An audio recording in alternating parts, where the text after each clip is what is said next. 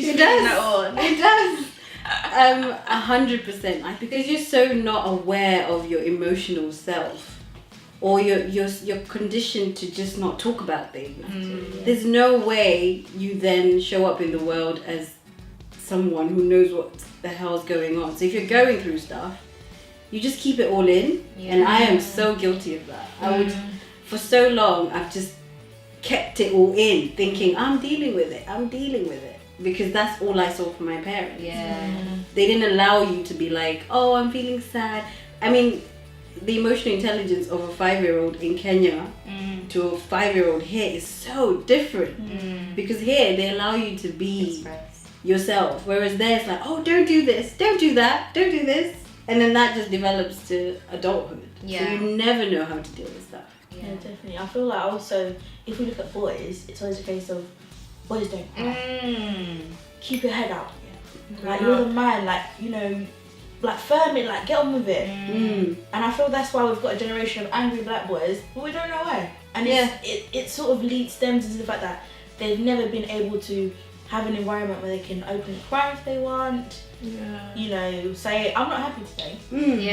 And not feel like mummy's gonna get upset or daddy's gonna be upset about. Or I'm gonna look less like a man. And I think that's so true, because, like, for example, like tradition, Kenyan tradition, like, boys get circumcised at a particular age, and before they do that, they go through this process where they go to a camp, and they're really taught in terms of how to be a man.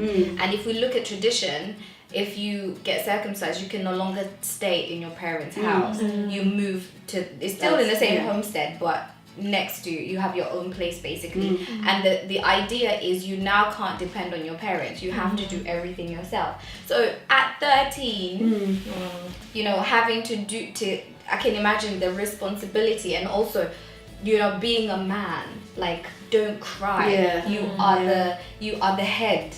You can't have, you know, break down and then everyone else is like looking to you, so you can't break down. And I'm thinking, like, if you're a boy not knowing how to handle difficult emotions, no wonder we have alcoholism. No wonder we have aggressiveness and drugs. Do you get what I mean? Like drugs, because how do you process difficult emotions? And the thing is, I feel like sometimes as kids, it's okay, because maybe some of the things are not maybe as heavy enough, but when you get to adulthood, you see some stuff. And when you see some stuff, it's like, now whatever you've been taught is not, it doesn't help you in your reality. No, not at all. And I think that growing up telling boys to man up, you know, don't cry, they are humans as well.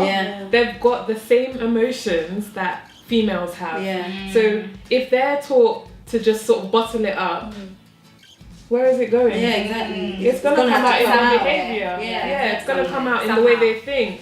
It's gonna affect their work life, all these things. So true. Thinking about African parenting style, as humans, we go off based on what we know. So our parents are going off based on what they know, where they grew up. You know, the environment. And a lot of our parents from our generation, they grew up back home, you know, whatever African country that is. And so to think about those kinds of parents parenting in this country, when there's lots of influence of social media, there's, you know, intense bullying. Not to say there's not bullying in Nigeria and all the other African countries, but there is. But it's a different ballgame here. So if I'm using the style that I know as a parent from Africa and I'm using it here, there's gonna be friction. And I think that's happening a lot with a lot of teenagers and their parents, because they're living in this reality. That's all they know. So there's no point in me as a parent coming and saying, oh, back home when I was growing up, I didn't grow up back home. I can't even relate. They can't even understand it. So it's like, okay, so that's where kids are they're not vibing with their parents. Back in my day, I would have to walk miles and miles to get water. You know, sometimes when I go, why did you get an Uber? Like, but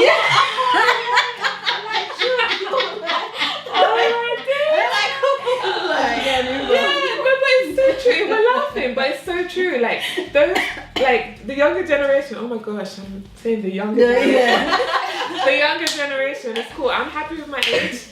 The younger generation, to them, it doesn't mean anything. They're thinking, but there's Uber. Oh, but just text someone and say, I need help, come and pick me up. They think about it based on how they're living. That's so, here and now. They can't relate to what they don't know and they haven't seen. Other thing to also think about is maybe perhaps not so much.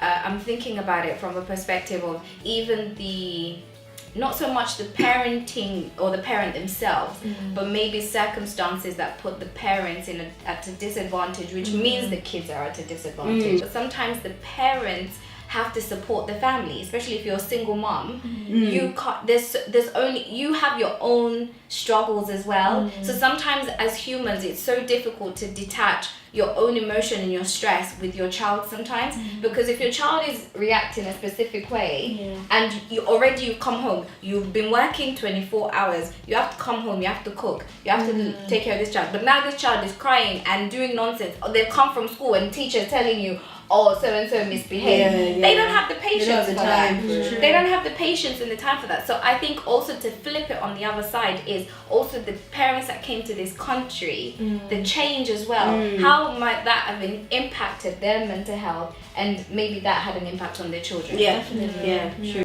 There's another aspect I'm thinking about. So when it comes to education, that's another bit where parents and their children tend to clash. But with the education system, I don't know, I'm not sure about Kenya, but in Nigeria, it's very much so like a lot of cramming. There's not a lot of understanding and learning. It's not Whereas learning. the system in this country is set up in that way for you to understand it. So there's a lot more work to it than just go home and cram. So I guess in African countries, you can be very independent and just do your studies and learn it and that sort of thing. But here, you need the involvement of your parents. You need your parents to check in. How's it going? Do you need help? But a lot of parents don't, because they have this mentality that it's your education, be independent. And so they're not involved with the schooling or how life is going, which is where a lot of kids get affected. If they're not doing well, their self-esteem is being knocked, but they're not able to communicate that to their parents. Come home, you got a D? Like how? You got a D?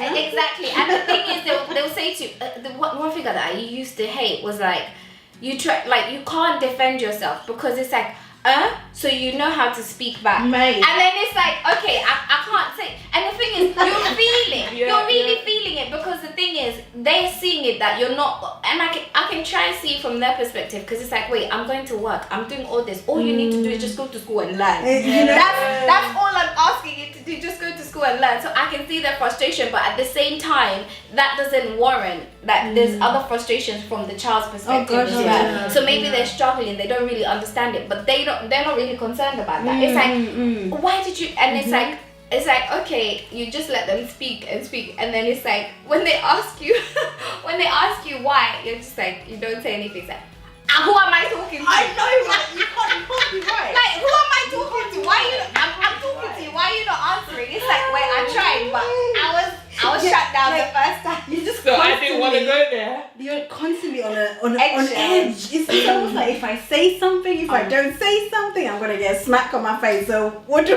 want me to say? And it's like you have to also think about, what am I going to say that suits them? Exactly. So you're not being honest with how you're feeling. Again, going back to that emotions and emotional intelligence, you can't really express exactly. But it's that thing. Have you seen that there's a picture that goes around where it says, when an African parent asks, when you're doing times tables, when you're doing maths with an African parent, they don't give you the answer, they don't help you work it out, they just repeat it louder. Like, if you, that's 4 plus when you say 9. 4? And that's 4?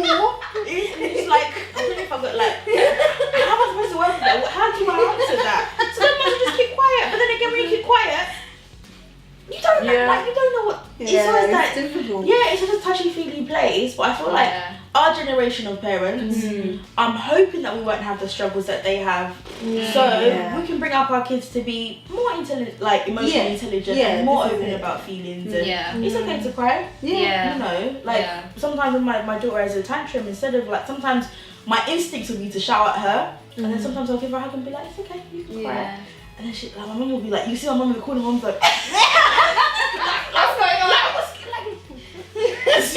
Like, what did she just do? Like, she don't understand. Yeah. I think that the point that you made is so good. Like, you have to be aware though, because I feel like when push comes to shove, you always go to what you know. What you know. That's it. Yeah. Like, it's so difficult to say at this particular moment, let me try something different, because you're just gonna go to what you know. So you have to really be, like, you really have to be, because we're a product of our own environment. Yeah, exactly. So we have to really be aware when those things are happening. Definitely. And just going on what you said, Debbie, about our parents, you have to understand where they've come from. They've all probably moved from villages elsewhere where emotion was, there's nothing like emotion. It was just, you have to get up, you have to go work in the farm or whatever, and they were the first generation of their lineage to go to school. So they can only give us what they had. And so it's not entirely like their fault that they are the way they are. It's just learned behavior, I guess. Yeah, absolutely. And I think, but also looking at perhaps the, you know, how do you get that balance? Because there are good things about African parenting. Like so many good things. Like for example, we're brought up to be resilient. And I think the way I see, most of the time the way I see things is you can't see something as black and white. So you can't just raise your child to just be fully 100% resilient, because that takes a lot of pressure, no emotion, nothing. But then at the same time you can't, on the other spectrum is, you know, no resilience at all. So feeling like I can't cope. That's really difficult. So there has to be some sort of a balance. Because again, like, we were raised to be resilient. That's one thing. That's Hard true. working. Yeah. I think we're always reminded of the importance of taking advantage of situations. Yeah, definitely. So things like free uni, they didn't have. Yeah. They didn't have that. opportunity. So make the best of it. And sometimes we may not agree, but I think they got everything our parents did, regardless, was always in our best interest. Yes. 100%. That's one thing we can always agree on. Yeah, Definitely. for sure. Definitely.